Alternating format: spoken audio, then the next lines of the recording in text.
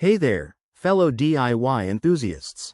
Welcome back to our channel, where we make fixing household appliances as easy as pie. Today, we're diving into the LG washing machine IE error code, specifically for 2025 models.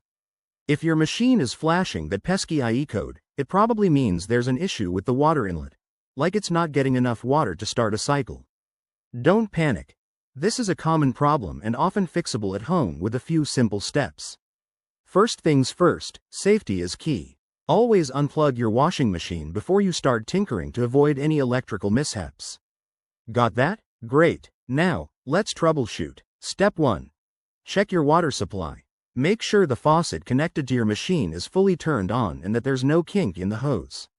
Sometimes, it's as simple as that. Next, inspect the inlet filters. These little guys can get clogged with debris over time.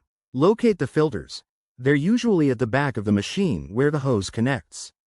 Turn off the water, disconnect the hose, and carefully remove the filter.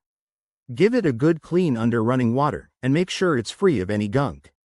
Reattach everything securely. If that doesn't do the trick, examine the inlet hoses for any blockages or damage.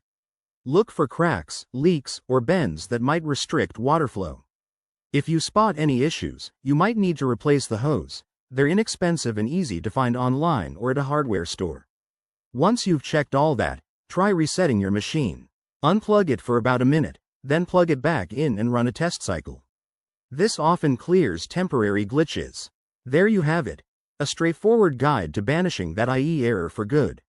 If the problem persists, it might be a more serious issue like a faulty water valve, so consider calling in a professional technician. Thanks for watching. If you found this helpful, hit that like button, subscribe for more home repair tips, and drop a comment below if you have questions. Stay safe and keep fixing.